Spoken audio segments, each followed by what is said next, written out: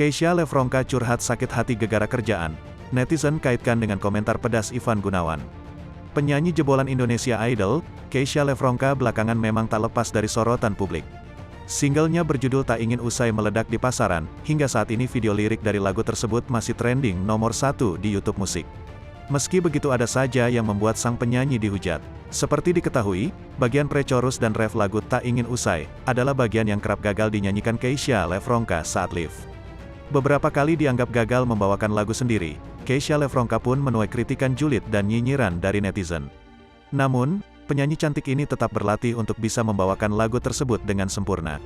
Alih-alih mengandalkan lip-sync, Keisha terus berusaha menyanyikan lagunya secara live.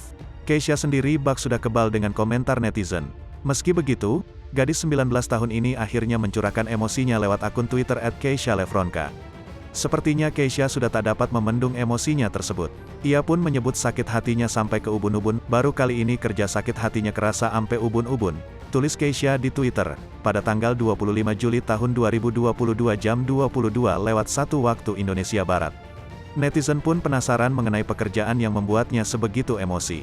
Pasalnya Keisha dikenal tak begitu menghiraukan komentar netizen soal penampilannya yang tak sempurna saat live. Menilik kolom reply, ternyata banyak netizen yang mengaitkan cuitan perempuan yang lahir pada tanggal 2 Februari tahun 2003 dengan komentar yang diungkap Ivan Gunawan dalam sebuah acara. Cuplikan video itu berisi komentar pedas Ivan Gunawan yang menyarankan Keisha untuk lip-sync. Keisha, kamu kalau lagi kurang fit, lagi kurang enak badan, kalau nyanyi ajak dia yang nyanyi di belakang, terus, lu lip-sync, ujar Ivan Gunawan. Nggak perlu, itu kan suara Keisha-nya bagus, ujar host lainnya.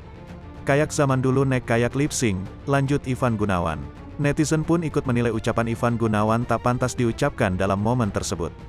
Dan baru kali ini Keisha seorang yang bodoh amat sama omongan orang-orang sampai bikin tweet kayak gini, emang jahat banget mulut orang-orang di sana tadi. Semangat ya Kech, tulis warganet. Di VIP lewat langsung ke Twitternya Keisha, gila sih mentalnya kuat BGT.